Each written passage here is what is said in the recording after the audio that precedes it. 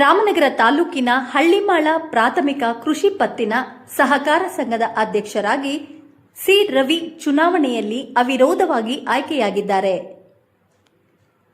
ರಾಜೀನಾಮೆಯಿಂದ ತೆರವಾಗಿದ್ದ ಅಧ್ಯಕ್ಷ ಸ್ಥಾನಕ್ಕೆ ಸಿ. ರವಿ ಹೊರತುಪಡಿಸಿ ಮತ್ಯಾವ ನಿರ್ದೇಶಕರು ನಾಮಪತ್ರ ಸಲ್ಲಿಸದ ಕಾರಣ ಸಿ. ರವಿ ಹಳ್ಳಿಮಾಳ ಪಿಎಸಿಎಂಎಸ್ ಅಧ್ಯಕ್ಷರಾಗಿ ಅವಿರೋಧವಾಗಿ ಆಯ್ಕೆಯಾಗಿದ್ದಾರೆ.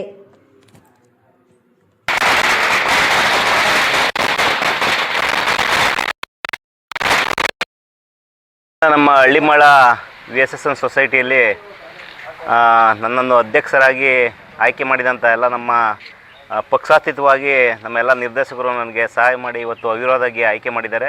ಅವರಿಗೆ ಮೊದಲಿಗೆ ತುಂಬು ಹೃದಯದ ಸ್ವಾಗತವನ್ನು ಕೋರ್ತಾ ಇದ್ದೀನಿ.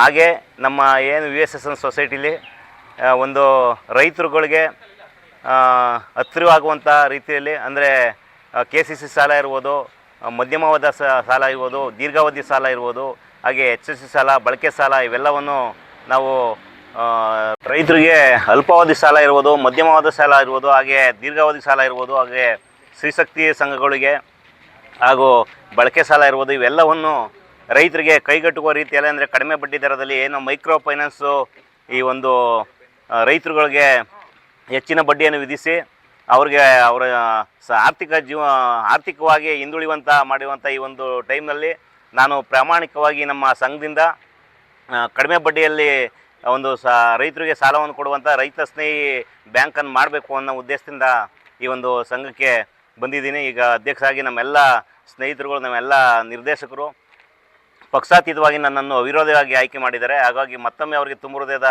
ಧನ್ಯವಾದಗಳನ್ನು ಹೇಳ್ತಾ ನಾನು ಈ ಒಂದು ನನ್ನ ಇರುವ ಅವಧಿಯಲ್ಲಿ ಪ್ರಾಮಾಣಿಕವಾಗಿ ರೈತಪರ ಕೆಲಸ ಮಾಡಲು ನಾನು ಇಚ್ಛೆ ಪಡ್ತೀನಿ.